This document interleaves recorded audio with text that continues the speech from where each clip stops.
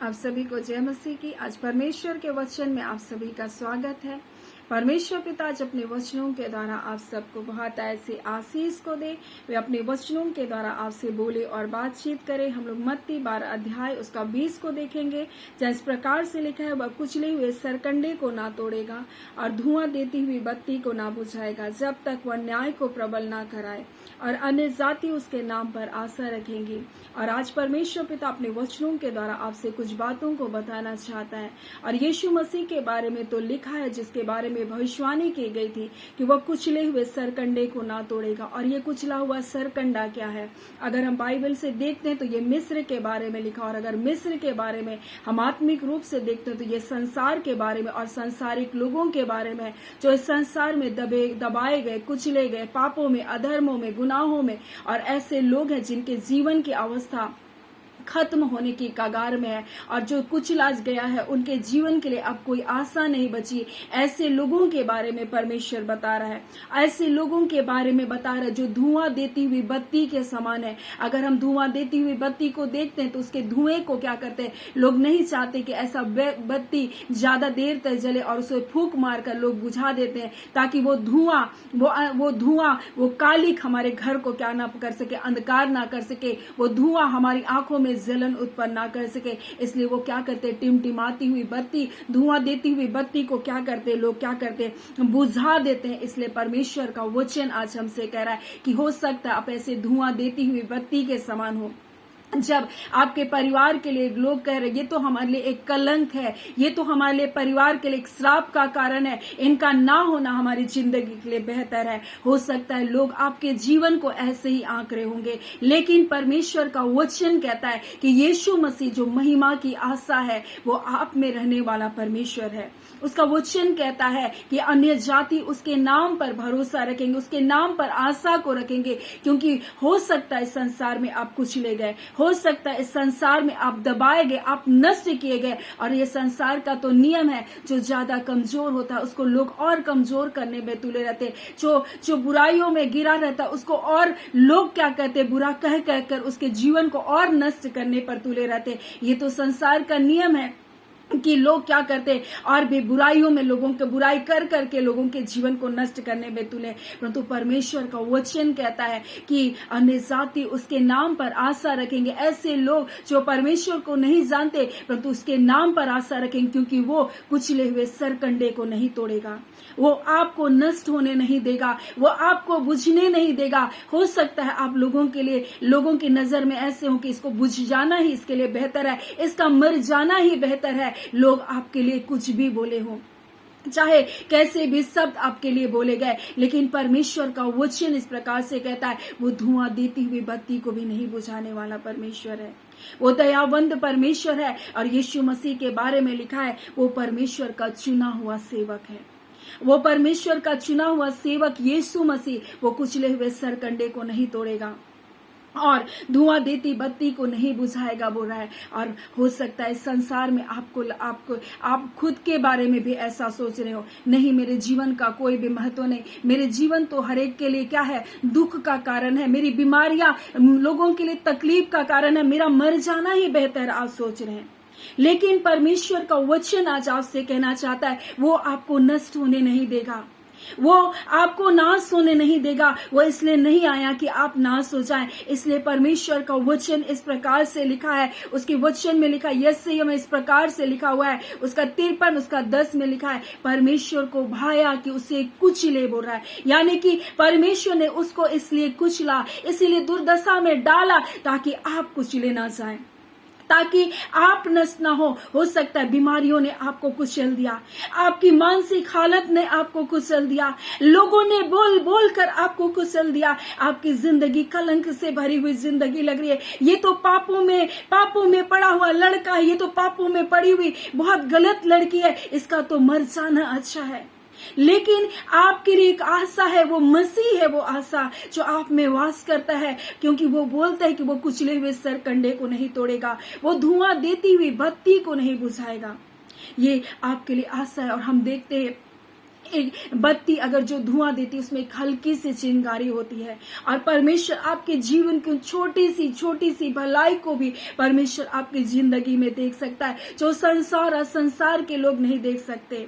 हम देखते हैं एक स्त्री के बारे में, एक सामरिया के एक स्त्री के बारे में जो पापों में लदी थी, पापों में उनका जीवन था, वो 5 पति कर चुकी थी और अब जो जिसके पास थी वो भी उसका पति नहीं था, परंतु यीशु मसीह उसके अंदर में उस चिंगारी को, एक छोटी सी चिंगारी को देखा था। हालांकि उसका जीवन एक धुआं देती हुई बत्ती के समान था, उसका जीवन समाज के लिए कलंक के समान था, लोग उसको चाहते भी नहीं होंगे। ये स्त्री तो एक पापी स्त्री है, ये तो परिवारों को तोड़ने वाली स्त्री है, ये तो एक गलत तरह की स्त्री है बोल के उसके जीवन को लोगों ने दुत्कार दिया था होगा। वो ऐसे समय में पानी भरने आए जिस समय कोई भी पानी भरने नहीं आता, क्योंकि वो जानती थी अगर लोगों के साथ आएगी लोग उसको तरह तरह की बात को बोलेंगे। परंतु यीशु मसीह उसके अंदर की एक चिंगारी को देखा था और यीशु मसीह उससे बात कर रहा था और उसके अंदर में जिज्ञासा थी, प्रभु हम कहाँ तेरी आराधना करें। तब यीशु मसीह बोल रहा है, आत्मा सच्चाई से बजने करने वालों को परमेश्वर ढूंढता है, बोल रहा है ना। परमेश्वर उससे, यीशु मसीह उससे बातचीत कर रहा है और परमेश्वर तो ऐसे आराधकों को ढूंढता है, बोल रहा है। यानी उसके अंदर एक चिंगारी थी परमेश्वर की महिमा करने की, उसके अंदर एक छोटी सी आग थी कि वो परमेश्वर की महिमा करना चाहती थी। और इसीलिए यीशु मसीह ने उसके जीवन को क्या क्या, उसके जीवन को बदल डाला और उसने यीशु मसीह को उद्धारकर्ता के रूप में अंत में जाना और वो वहां जाकर उस पूरे सामरिया में जाकर वचन को प्रचार की। और वैसे ही यीशु मसीह आपके अंदर एक छोटी चिंगारी को देख रहा है। हो सकता है आप एक धुआं देती हुई बत्ती हो, लोगों की आंखों में जलन उत्पन्न कर रहे हैं, लोगों को लग रहा है ये तो हमारे जीवन में कालिक को लगा रही है, लेकिन यीशु मसीह आपके जीवन की उस छोटी सी चिंगारी को देखकर आपको एक अच्छा ज्योति बना सकता है, आपको जगत की ज्योति बनाकर चमका सकता है। हो सकता है आपको कुचल दिया गया ये लड़का, ये लड़की हमारी जिंदगी में एक कलंक के समान है, इसका ना होना हमारे लिए बेहतर है। ये व्यक्ति, ये पति हमारे लिए कलंक के समान है, ऐसा सोचकर पत्नी ने पति को कहा होगा या एक पति ने अपनी पत्नी से कहा होगा तुम्हारा हमारी जिंदगी में ना होना बेहतर है। लेकिन परमेश्वर आपसे कहना चाहता है वो आपको नहीं छोड़ता है, वो आपको नहीं त्याग सकता है, क्योंकि वो परमेश्वर बोलता है कि मेरा चुना हुआ सेवक ना शोर मचाएगा, ना झगड़ा करेगा, ना कुचले हुए सरकंडे को वो तोड़ेगा, ना धुआं देती हुई बत्ती को बुझाएगा और अन्य साथी उसके नाम पर आशा को रखेंगे।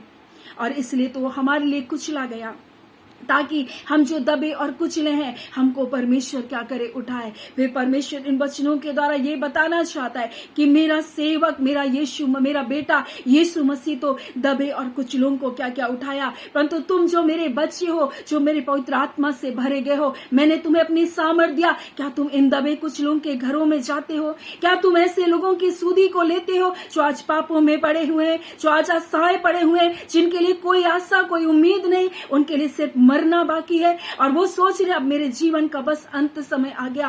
परंतु परमेश्वर ऐसे लोगों के घरों में, ऐसी जिंदगियों में आपको जाने के लिए चुना है। वो आपको इसलिए बुलाहट नहीं दिया, इसलिए सामर्थ नहीं दिया कि आप ऐसे लोगों को और बोलो कि तुम गलत हो और तुमको तो मर जाना बेहतर है, परंतु आपको ऐसे लोगों को उठाने के लिए परमेश्वर ने भेजा है ताकि आप ऐसे लोगों को उठाएं और उनसे कह सके कि परमेश्वर आपसे प्रेम करता है। उसने अपने इकलौते बेटे को इसलिए कुचलाया ताकि आपके जीवन को बना सके, आपको आशीषों से भर सके। जहां कोई उम्मीद नहीं वहीं परमेश्वर अपनी आशा को देता है, वहीं परमेश्वर आपके जीवन में अपने नाम की महिमा को प्रकट करने वाला परमेश्वर है।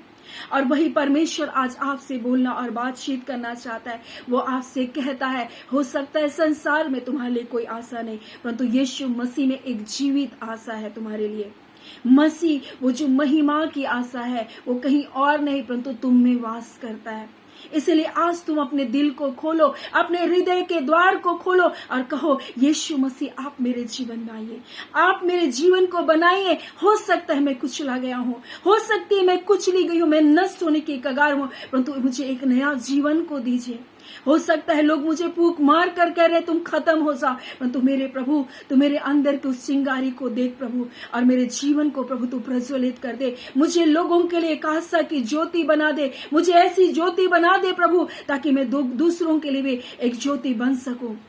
आप ऐसा प्रार्थना करें परमेश्वर के सामने, वो दयालु अनुग्रहकारी परमेश्वर आपको उठाकर वो खड़ा करेगा और अपनी महिमा से वो परिपूर्ण करेगा। सो परमेश्वर पिता इन वचनों के द्वारा आप सबको बहुत ऐसे आशीष को दे। आमीन। आइए हम प्रार्थना करेंगे। धन्यवाद देते हैं जीवते सच्चे सामर्थी मेरे अबा परमेश्वर, प्रभु यीशु के नाम से प्यारे पिता हम आपके निकटता आपकी हुजूरी में आते हैं पिता। आज के सुंदर समय के लिए, आपकी दया, आपके अनुग्रह के लिए, आपके प्रेम के लिए, आपके प्रताप के लिए खुदावन परमेश्वर पिता आपका धन्यवाद करते खुदावन परमेश्वर। सचमुच मेरा पिता आप महान अद्भुत है पिता। आपने हमसे इतना प्रेम किया खुदावन परमेश्वर के अपने इकलौते बेटे को दिया। और यीशु मसीह आप इतने अच्छे सेवा किए प्रभु अपने लोगों के, आप किसी को नष्ट नहीं होने दिया प्रभु। संसार में प्रभु जी लोग कहते हैं प्रभु जी इनका नष्ट हो जाना बेहतर, परंतु आप ऐसे लोगों को जो दबे और कुचले हैं खुदा, जो निराशा में प्रभु उनके लिए आशा बनकर आए पिता।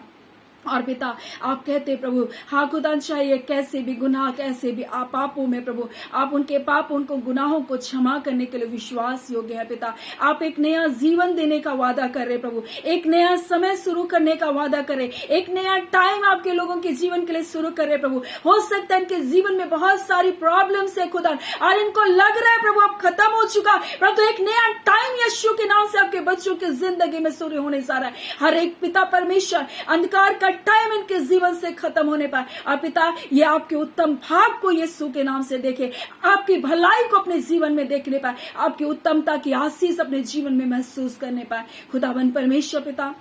हाँ पिता आप अपने प्रकाश से ने भरे, हर एक अंधेरे भाग को आपके बच्चों के जीवन से दूर करें और पिता बड़ी आशीष को दे रहे। जितने इन प्रार्थनाओं में प्रतिदिन जुड़ते खुदा उनके परिवार पर आपका आशीष, आपका कल्याण, आपकी कुशलता यीशु के नाम से बनी रहे। जितने अंधकार के कार्य, जितने बंधन बंधुआई की आत्मा इनकी जिंदगियों में कार्य करते हैं यीशु के नाम से टूटने पाए। तमाम अंधकार के कार्य इनके जीवनों को छोड़कर जाए पिता परमेश्वर। प्रार्थना करते जितने रोग दुख बीमारी में इसी घड़ी लीजिए और चंगा कीजिए। जितने खुदान पारिवारिक समस्या में, लड़ाई और झगड़े में, पति पत्नी में अनबन है, बच्चों में अनबन है, यीशु के नाम से सारी बातें जाती रहे खुदावन परमेश्वर पिता।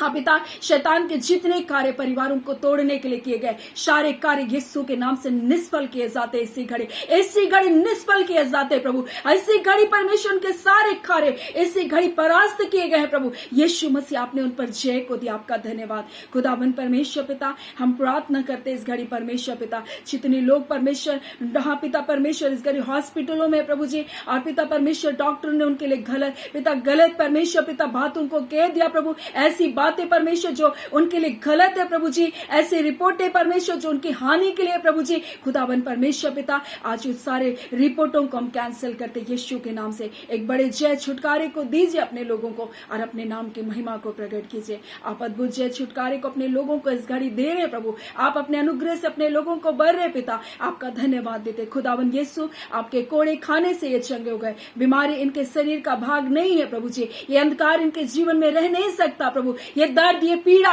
ये परमेश्वर प्रभुता फेफड़े में जो सूजन है प्रभु जी, जो परमेश्वर किडनी की प्रॉब्लम है प्रभु, यीशु के नाम से हम हील करते हैं प्रभु। इसी घड़ी हील होने पाए प्रभु जी और इसी घड़ी परमेश्वर पिता वो अच्छी रीति से परमेश्वर अपने भोजन को डाइजेस्ट करे प्रभु। हर प्रकार का भ्रम, हर प्रकार के शैतान के झूठ को इनकी जिंदगियों से हम कैंसिल करते पिता।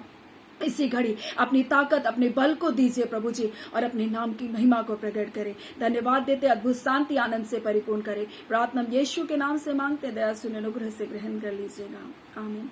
परमेश्वर पिता आप सबको बहुत ऐसे आशीष को दे। आमीन।